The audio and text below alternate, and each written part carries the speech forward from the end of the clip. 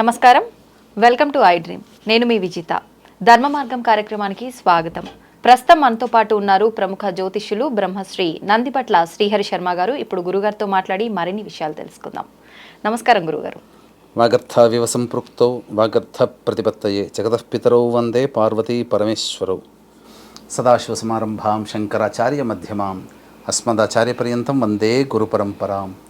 ఆదిత్యాయ చ సోమాయ మంగళాయ బుధాయ చ గురుశుక్రశనిభ్యశ్చ రాహవే కేతవే నమః. శృంగేరి జగద్గురు పీఠాధిపతులకి, కంచి పీఠాధిపతులకి నమస్కారములు తెలియజేసుకుంటూ కార్యక్రమాన్ని ప్రారంభిద్దాం. గురుగారు, శని త్రయోదశి. మనం శని త్రయోదశి తరచుగా అప్పుడప్పుడు మనకు వస్తూనే ఉంటుంది. అయితే త్రయోదశితో కూడిన శనివారాన్ని శని త్రయోదశి అంటారని చెప్పి మాత్రమే మాకైతే అవగాహన ఉంది. నిజంగా అదే నిజమా, లేదు అంటే దానికి ఒక ప్రత్యేకత ఉందా? ప్రతిసారి వచ్చే త్రయోదశికి ఈ మాసంలో ప్రత్యేకించి ఆగస్టు 31వ తారీఖు వచ్చే శని త్రయోదశికి ఏదైనా ప్రత్యేకత ఉందా? తెలియజేయండి. త్రయోదశి తిథి రుద్రునికి సంబంధించిందమ్మా. ఆ త్రయోదశి తిథి శనివారం గనక ఉన్నట్లయితే వాటిని శని త్రయోదశి అంటారు. ఇవి సంవత్సరానికి ఒక 4 లేదా 5 మాత్రమే ఉంటాయి. అయితే ఈ శనివారము త్రయోదశి కలిసినటువంటి రోజున ప్రదోషకాల సమయం ఉంటే, అంటే ప్రదోషకాలం అంటే సూర్యాస్తమయానికంటే 2 గడియల ముందు, అంటే 48 నిమిషాల ముందు గనక త్రయోదశి తిథి ఉండి సాయంత్రం చీకటి పడ్డ తర్వాత కూడా త్రయోదశి తిథి గనక ఉన్నట్లయితే అది మహాత్రయోదశి అని అంటారు. కాబట్టి ఈ నెల 31వ తారీఖు రోజున శని త్రయోదశి ఉంది. సాయంత్రం 7:32 వరకు ఉంది. ఇక దానిని మహాత్రయోదశి అని అంటాము. ఇప్పుడు ఇంకొక విశిష్టత ఏంటంటే, సాధారణంగా శని త్రయోదశి ఏదో ఒక నక్షత్రంలో వస్తుంటాయి. కానీ ఈ 31వ నెల, ఈ ఆగస్టు 31వ తారీఖు రోజున వచ్చే శని త్రయోదశికి పుష్యమి నక్షత్రం కలిసి వచ్చింది. శని నక్షత్రాలు ఏంటి? పుష్యమి, అనురాధ, ఉత్తరాభాద్ర. ఈ 3 శని గ్రహానికి సంబంధించిన నక్షత్రాలు. అంటే శని నక్షత్రాధిపతి. కానీ ఈ శని నక్షత్రమైనటువంటి పుష్యమి నక్షత్రాన్ని రూల్ చేసే ప్లానెట్ ఏదయ్యానంటే బృహస్పతి. అందుకే ఈ యొక్క పుష్యమి నక్షత్రానికి మొదలు నక్షత్ర మంత్రానికి మొదలు వాక్యం ఎలా ఉంటుందంటే, ఓం బృహస్పతి నః పరిపాతు పశ్చాత్. బృహస్పతే రూల్ చేసేటువంటి నక్షత్రం పుష్యమి నక్షత్రం. ఇక నవగ్రహాల్లో అత్యంత దీర్ఘకాలికంగా ఒకే చోట ఉండేటువంటి గ్రహాలు గురువు, శని, రాహు, కేతు. పైగా గురు పాలితం 6 రాశులు, శని పాలితం 6 రాశులు. వెరసి ఈ గురు శనుల యొక్క కలయిక పుష్యమి నక్షత్రం శని త్రయోదశి కలిసి రావడం అత్యంత దుర్లభం, అత్యంత అలభ్య పుణ్యతిథి. కాబట్టి ఈ యొక్క మహాశని త్రయోదశి రోజున ఎవరైతే శనీశ్వరుని యొక్క అనుగ్రహాన్ని పొందుతారో, ఏ రాశుల వారికైతే శని ప్రభావం అధికంగా ఉంటుందో అటువంటి వారు ఎవరైతే శని అనుగ్రహాన్ని పొందుతారో వారికి గత జన్మ కర్మదోషములు తొలగిపోయి ఈ జన్మలలో వాళ్ళు చేస్తున్నటువంటి పనులలో ఆటంకాలన్నీ తొలగిపోయి అభివృద్ధి బాటలో ఉంటారు. గురుగారు, ముఖ్యంగా శనీశ్వరుడు అనగానే ప్రతి ఒక్కరు కూడా భయపడుతుంటారు. శని వల్ల వచ్చే ఇబ్బందులు చాలా ఎక్కువగా ఉంటాయి, శని ఇబ్బందులే పెడతాడు అని చెప్పి ప్రతి ఒక్కరూ భావిస్తుంటారు. నిజంగా అలా శనిదేవుడి వల్ల కలిగే ఇబ్బందుల నుంచి బయటపడాలంటే ఇంతటి గొప్ప తిథిని, శని త్రయోదశిని అందరూ ఏ రకంగా ఉపయోగించవచ్చు అంటారు? శని ప్రభావము మనకు బయట అనేక మాధ్యమాలలో కొన్ని రాశుల వారికి శని దోషం ఉంటుంది అని చెప్తుంటుంటారు. వాస్తవం. అయితే ఈ శని ప్రభావం కేవలం ఆ రాశుల వాళ్ళకైనా, సమస్త మానవాళికి కూడా శని ప్రభావం ఉంటుంది. ఎందుకనంటే శని కర్మాధికారి. గత జన్మలలో మనం ఏ మంచైనా చెడైనా చేశామో వాటిని మళ్ళీ ఈ జన్మ ఎత్తినప్పుడు అనుభవించాలి. ఈ అనుభవించాలి అని అంటే మనకు ఎవరు అధిపతి అవుతారు ఈ జన్మకి? శని భగవానుడు. గత జన్మలలో చేసినటువంటి ప్రతి పనికి సాక్షిభూతుడు సూర్యుడు. ఆ సూర్యుని దగ్గర నుంచి ఆ ఫైల్ అంతా శనికి ట్రాన్స్ఫర్ అవుతుంది. ఆ శని లెక్క కట్టేసేసి మనం మంచి పనులు చేస్తే తన దశ అంతర్దశలు కానీ గోచార రీత్యా తన యొక్క శని ప్రభావం పడుతున్నప్పుడు యోగాన్ని కలగచేసేవాడు. పాపకర్మలు చేసామనుకోండి, ఖచ్చితంగా ఆ యొక్క ఇబ్బందులు తన యొక్క గోచార రీత్యా ఏ రాశిలో జన్మించిన వాళ్ళకైనా శని ప్రభావం ఉన్నప్పుడు ఇబ్బందికర పరిస్థితులు, కష్ట నష్టాలు కలుగుతాయి. చాలా మంది మీతో పాటు, మీరు అన్నట్టుగా మీకు వచ్చినటువంటి సందేహమే విజిత గారు, మీతో పాటు అనేక మందికి సందేహాలు ఎప్పుడు చాలా సాధారణంగా అపాయింట్మెంట్స్ కోసం మా దగ్గరకు వచ్చినప్పుడు నాకు ఏలినాటి శని ఉందన్నారండి, ఏలినాటి శని తెగ భయపడిపోతుంటారు. అవును, అష్టమ శని అండి, అర్ధాష్టమ శని భయపడిపోతుంటారు. అంటే ఒక భయాన్ని సృష్టించారు. అయితే శని ప్రభావం వలన యోగం కూడా కలుగుతుంది. ఎటువంటి సందర్భాల్లో గురుగారు యోగం? ఉదాహరణకి స్వర్గీయ నందమూరి తారక రామారావు గారు, వారు ఏలిన నాటి శని ప్రభావం ఉన్నప్పుడే పార్టీ స్థాపించడం, అఖండ విజయం సాధించి ఎన్నికయ్యారు ముఖ్యమంత్రిగా. ఓకే. ఆ శని ప్రభావం ఉన్న సమయంలోనే సంవత్సరంలో బర్తరఫ్ అయ్యారు. మళ్ళీ తిరిగి అఖండ మెజారిటీతో మళ్ళీ ఎన్నుకొని మళ్ళీ రెండోసారి సంవత్సరం తర్వాత ఎన్నుకోబడ్డారు. ఇదంతా మరి ఏలిన నాటి శని ప్రభావంలో కలిగింది కదా. మరి శని ఎలా దోషకారయ్యాడు? ఒక వ్యక్తికి మహారాజ యోగాన్ని, రాజ్యాన్ని అనగా రాష్ట్రాన్ని పరిపాలించే పగ్గాలు చేతులకు వచ్చాయి కదా, అది శని ప్రభావం వల్లనే వచ్చాయి కదా. మరి చిరంజీవి గారి జాతకంలో తులా లగ్నం, లగ్నంలో శని ఉచ్చస్థితిలో ఉన్నాడు. మరి ఆ యొక్క శని దశ జరుగుతున్నప్పుడే అద్భుతమైన యోగాలు చూశారు కదా. మరి ఎలా జరిగాయి ఇవన్నీ కూడా?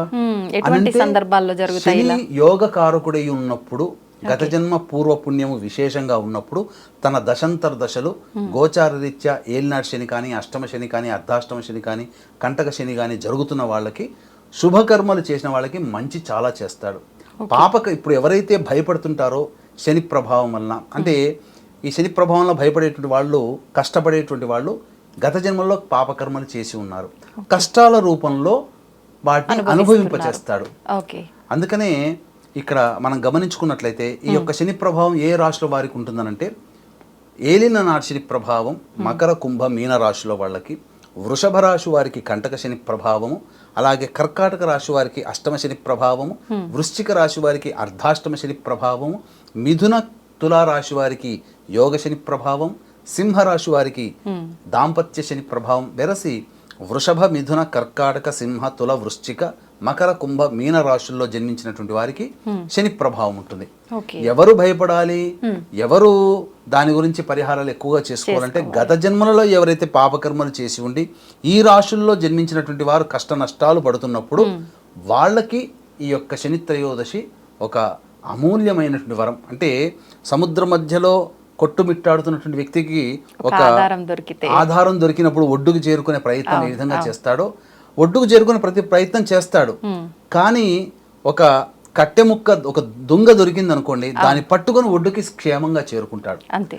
అలాగే ఈ యొక్క కష్టాల కడలిలో ఉన్నటువంటి వ్యక్తి కష్టాల నుంచి బయటపడతాడు ప్రయత్నం చేసి, కానీ అతి కష్టంతో బయటపడతాడు. కానీ దైవతానుగ్రహం కనుక ఒక దుంగలాగా, సముద్రంలో ఉన్నవాడికి ఒక దుంగ దొరికితే ఎంత సంతోషమో, ఆ శనీశ్వరుని యొక్క అనుగ్రహం కలిగితే కష్టాల కడలిలో నుంచి బయటపడతాడు. కాబట్టి శనీశ్వరుని యొక్క అనుగ్రహం పొందడానికి శని త్రయోదశి అంతటి మంచి పుణ్యతిథి ఇంకొకటి లేదు. ఎందుకనంటే సృష్టి స్థితి లయకారకాలలో లయకారకుడు అంటే డిస్ట్రాయర్ ఎవరు? ఈశ్వరుడు. నవగ్రహాల్లో డిస్ట్రాయర్ ఎవరు? శని. కాబట్టి రుద్రుడు అధిపతిగా ఉన్నటువంటి త్రయోదశి తిథి రోజున, ఆ రోజున శనివారం రావడం ఒక విశేషం. అందున ప్రదోష కాలానికి శని త్రయోదశి తిథి ఉండడం ఒక విశేషం. ఆ శని త్రయోదశికి శని నక్షత్రమైనటువంటి పుష్యమి నక్షత్రం ఉండడం చాలా విశేషం. కాబట్టి ఇంత శుభ లక్షణాలు కలిగినటువంటి అలభ్య పుణ్యతిథి అయినటువంటి ఈ శని త్రయోదశి రోజున ఎవరైతే వృషభ, మిథున, కర్కాటక, సింహతుల, వృశ్చిక, మకర, కుంభమీన రాశుల్లో ఉన్నవాళ్ళు ఎవరైతే ఉంటారో వాళ్ళు కొన్ని పరిహారాలు చేసుకున్నట్లయితే తప్పకుండా ఆ యొక్క కష్టముల నుంచి బయటపడతారు.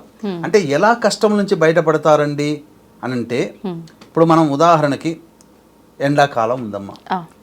ఎండాకాలంలో మనం ఒక ఇంట్లో కూర్చొని మన పని మనం చేసుకుంటున్నాం. గాలి లేదు, ఏమీ లేదు, బాగా ఉక్కపోత పోస్తుంది. కానీ మనం పని ఆపుకోలేము కదా. పని చేసుకుంటూ కష్టపడుతూ మనం పని పూర్తి చేసుకుంటున్నాం. అదే ఒక ఫ్యానో ఒక ఏసీనో ఉందనుకోండి, మన పని ఆనందంగా పూర్తవుతుంది. అంటే మనసుకి శరీరానికి ఎటువంటి బాధలు కలగకుండా, అలసటకి గురి కాకుండా పని పూర్తవుతుంది. ఆ ఏసీ గాలి లాంటిదే, ఫ్యాను గాలి లాంటిదే శని యొక్క అనుగ్రహం. శని త్రయోదశి రోజున ఎవరైతే కార్యక్రమాలు చేసుకుంటారో, కాబట్టి ఈ యొక్క ప్రతి సమస్యకి కూడా 2 రకాల పరిహారాలు ఉంటాయి శాస్త్ర ప్రకారం. ఒకటి మంత్ర పరిహారము, 2 మానవ పరిహారం. మంత్ర పరిహారము అని అంటే బ్రాహ్మణుల ద్వారా చేయించుకోగలిగేటువంటి శక్తి ఉన్నవాళ్ళు చేయించుకోగలిగేటువంటి పరిహారం. మానవ పరిహారం అంటే మనకి మనముగా సొంతంగా వీక్షించేటువంటి ఐడ్రీమ్ ప్రేక్షకులు మీకు మీరుగా సొంతంగా చేసుకోగలిగేటువంటి పరిహారాలు.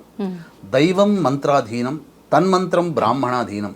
కాబట్టి ఈ యొక్క అలభ్య పుణ్యతిథి అయినటువంటి శని త్రయోదశి రోజున వృషభ మిథున కర్కాటక సింహతుల వృశ్చిక మకర కుంభమీన రాశుల్లో జన్మించినటువంటి వారికి శని దోష పరిహారార్థమై మా పీఠం ఆధ్వర్యంలో శనీశ్వర హోమం, అఘోర పాశుపత మంత్ర హోమంతో పాటు గత జన్మ కర్మదోషాల వలన సమస్యలు వస్తాయి కాబట్టి కర్మదోష నివారణ హోమాలు మరియు విద్య, వివాహ, ఉద్యోగ, దాంపత్య, అనారోగ్య సమస్యల నివారణకి 18 రకాల హోమాలు కేవలం 1500 రూపాయల రుసుముకి చేయించడం జరుగుతుంది పర్ హెడ్. అవకాశం ఉన్న వాళ్ళు కార్యక్రమ తదనంతరం కాంటాక్ట్ చేసి పూర్తి వివరాలు తెలుసుకోవచ్చు. అలాగే మానవ పరిహారంలో భాగంగా వీక్షించేటువంటి ప్రేక్షకులు ఎలాంటి పరిహారము పాటించాలి అని అంటే అద్భుతమైనటువంటి దివ్యమైనటువంటి పరిహారం ఒకటి ఉందమ్మా. ఓకే, ఏంటది గురుగారు? ప్రధానంగా శనికి సంబంధించినటువంటి వృక్షం ఏం చెప్పబడి ఉంది? జమ్మి చెట్టు, ఓకే, లేదా మర్రి చెట్టు, ఇక లేకపోతే కనీసం రావి చెట్టు. ఈ యొక్క చెట్టు దగ్గరికి చేరుకొని, మూడిట్లో ఏదో ఒక చెట్టు దగ్గరికి చేరుకొని పడమర వైపు ఫేస్ పెట్టాలి. ఆ రోజున అయ్యప్ప మాలలు ధరించిన వాళ్ళు నల్లటి వస్త్రాలు వేసుకుంటారు కదా, ఆ నల్లటి వస్త్రము ధరించి చక్కగా ఉదయం 8 గంటలకల్లా ఆ యొక్క చెట్టు కింద కూర్చొని పడమర వైపు ఫేస్ పెట్టి ఒక ఇనుప బాణి తీసుకోవాలి, ఇంటిలోంచి తీసుకుని వెళ్ళాలి. ఆ ఇనుప బాణిలో ఇసుక అంతా చక్కగా పేర్చిన తర్వాత అందులో ఒక చతురస్రాకారం బియ్య పిండితో ముగ్గు వేయాలి. వేసిన తర్వాత ఆ చతురస్రాకారం మధ్యలో కొన్ని జమ్మి సమిధలు, పూజా స్టోర్లోకి వెళితే దొరుకుతాయి, జమ్మి సమిధలు కానీ, లేదా మోదుగ సమిధలు కానీ, రావి సమిధలు కానీ, మేడి సమిధలు కానీ, మర్రి సమిధలు కానీ, జువ్వి చెట్టు సమిధలు కానీ వేసిన తర్వాత అప్పుడు మొదలుగా గణపతి ప్రార్థన చేసుకోవాలమ్మా. గణపతి ప్రార్థన చేసుకొని గణపతి యొక్క అనుగ్రహం తీసుకొని, ఓ గణపతి దేవా, నాకు ఉన్నటువంటి గోచారరీత్యా ఏర్పడినటువంటి శనిదోష ప్రభావం, లేదా నేను ఒక ప్రయత్నం చేస్తున్నాను, ఉద్యోగ ప్రయత్నం కానీ, వివాహ ప్రయత్నం కానీ, విద్యా ప్రయత్నం కానీ, ఏదో ఒక ప్రయత్నంలో ఉన్నాను, ఆటంకాలు వస్తున్నాయి, ఆ ఆటంకాలు నివారణ కావాలి. ఈ ఆటంకాలన్నీ కూడా గత జన్మ కర్మదోషాలు కాబట్టి శని త్రయోదశి రోజున కర్మదోష నివృత్తి చేసుకోవడానికి నేను చేస్తున్నాననే భావనతో ఆ విధంగా గణపతికి నమస్కారం చేసుకొని అగ్నిని ప్రజ్వలింపచేసి అప్పుడు శనీశ్వరుని యొక్క హోమం చేసుకోవాలి. మీ చేతులతో చేసుకోవచ్చు, తప్పులేదు, ఎవరికి వారు ఇది చేసుకోగలిగే ప్రక్రియనే. అప్పుడు ఏం చేయాలంటే ఆవు నేతిలో నల్ల నువ్వులు వేసి, మనకు ఈ కట్టె దొరుకుతుంది కదా, ఒక కట్టె పుల్ల దొరుకుతుంది, ఆ కట్టె పుల్లకి ఒక మామిడి ఆకుని చుట్టి దారంతో కట్టేస్తే ఒక స్పూన్ లాగా తయారవుతుంది. ఆ విధంగా దాన్ని ఆ యొక్క ఆవు నేతి నల్ల నువ్వులు కలిపిన దాంట్లో ముంచి అగ్ని ప్రజ్వరిల్లుతుంది కదమ్మా, అప్పుడు శనీశ్వరుని యొక్క అష్టోత్తరాన్ని ముందర పెట్టుకోవాలి. ఓం మందాయ నమః, ఓం శనైశ్చరాయ నమః అని ఉంటుంది కదా, చదువుతూ ఆ పేరు తర్వాత నమః అనే ప్లేస్లో ఓం మందాయ నమః స్వాహ, నమః తర్వాత స్వాహ అంటూ ఆ యొక్క అగ్నిలో వేయాలి. ఈ విధంగా 108 నామాలు ఉచ్చరించాలి, స్వాహాకారంగా వేయాలి. వేసిన తర్వాత ఆ యొక్క అగ్నికి నమస్కారం చేసి ముమ్మార్లు ప్రదక్షిణ చేసిన తర్వాత అప్పుడు మీ గోత్రము, పేరు, నక్షత్రం చెప్పుకొని, నాకు సంకల్పం నెరవేరడం కోసం ఈ హోమం చేస్తున్నాను అగ్నిదేవ, నేను ఏ దేవతను ఉద్దేశించి అనగా శనీశ్వరుని ఉద్దేశించి హోమం చేశాను ఆ దేవతకి చేరవేయి, ఆ దేవత ఇచ్చిన పుణ్య ఫలితాన్ని నాకు అందించు అనే భావన పెట్టుకొని ఇంటికి తిరిగి చూడకుండా, వెనక్కి తిరిగి చూడకుండా ఇంటికి వచ్చేయాలి. వచ్చేసిన తర్వాత మధ్యాహ్నం 1:02 మధ్య కాలంలో శనిహోర ఉంటుంది. కాబట్టి శనిహోరలో కొన్ని చేయాల్సిన పనులు ఉన్నాయమ్మా. ఏంటంటే మానసిక, శారీరక వికలాంగుల ఆశ్రమాలకైనా లేదా వృద్ధాశ్రమానికైనా చేరుకొని మీ శక్తి కొలది తగ్గట్టుగా తినే పదార్థాలు, పండ్లు, ఇతర పదార్థాలు, బ్రెడ్ ముక్క, బిస్కెట్లు ఇవ్వవచ్చు. ఇచ్చిన తర్వాత ముఖ్యంగా పారిశుద్ధ్య కార్మికులకి కిచెన్ వండుకునే సామాన్లు కొంత కొనివ్వడం, లేదా శక్తి లేదు అంటే కనీసం టీ తాగడానికి 10 రూపాయలైనా అందించండి.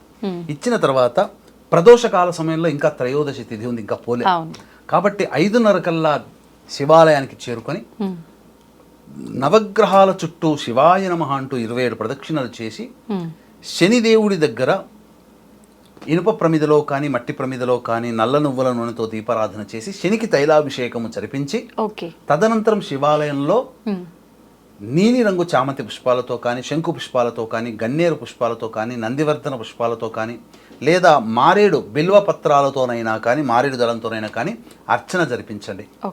ఆ విధంగా చేసినట్లయితే మీరు ఏ సమస్య కోసమైతే పరితపిస్తున్నారో ఆ సమస్య సంపూర్ణంగా దైవతానుగ్రహంతో నెరవేరుతుంది అని చెప్పడంలో ఏమాత్రం సందేహం లేదు. ఇది మీకు మీరుగా చేసుకోగలిగే అద్భుతమైన పరిహారం.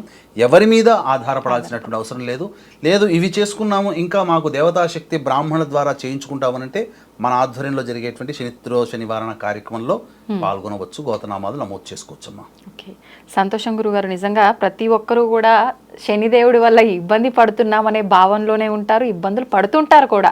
అలాంటి వాళ్ళకు నిజంగా ఒక మంచి ఉపయోగకరమైన పరిహారాన్ని అయితే తెలియజేశారు. అంత మంచి తిథితో కూడుకున్న రోజు, నక్షత్రంతో కూడుకున్న రోజు కాబట్టి ఖచ్చితంగా అందరూ దీన్ని ఉపయోగించుకోవాలనే కోరుకుందాం. మీకు కూడా ధన్యవాదాలు గురుగారు. సర్వం శ్రీ ఉమామహేశ్వర పరబ్రహ్మార్పణమస్తు.